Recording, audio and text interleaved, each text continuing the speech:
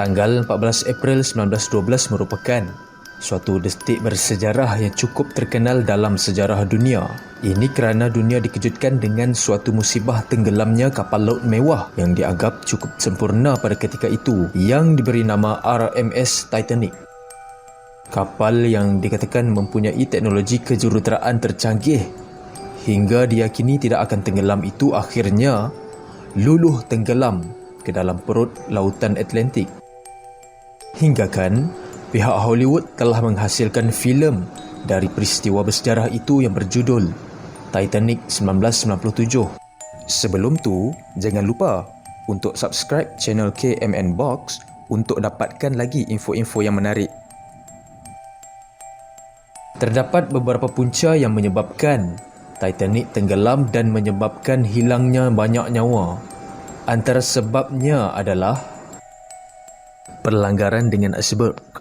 Pada 14 April 1912, Titanic melanggar gunung ais di lautan Atlantik Utara.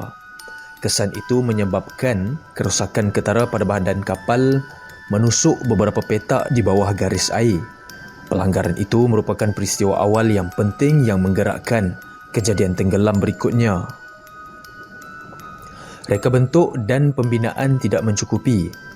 Titanic dianggap sebagai keajaiban kejuruteraan pada masa itu, tetapi reka bentuk dan pembinaannya mempunyai kelemahan yang tertentu.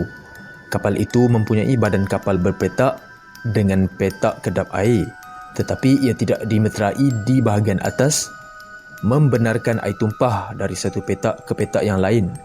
Kecacatan reka bentuk ini menyumbang kepada banjir pesat berbilang petak dan akhirnya tenggelam. Bot penyelamat yang tidak mencukupi.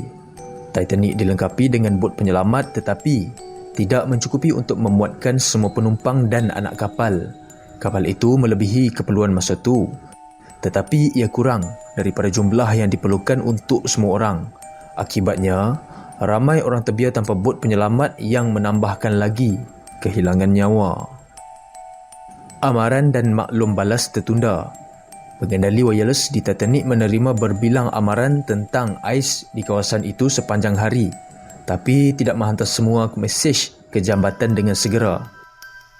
Sambutan yang tertangguh ini menghalang keupayaan anak kapal untuk mengambil langkah berjaga-jaga yang diperlukan untuk mengubah haluan kapal tepat pada masanya bagi mengelakkan gunung ais. Prosedur keselamatan yang tidak mencukupi. Prosedur dan amalan keselamatan pada masa itu tidak mencukupi untuk menangani bencana sebesar ini. Tiada latihan bot penyelamat wajib untuk penumpang dan anak kapal mempunyai latihan terhad untuk kecemasan sedemikian. Kekurangan ini menghalang usaha pemindahan dan menyelamat yang cekap, mengakibatkan kehilangan nyawa yang lebih tinggi.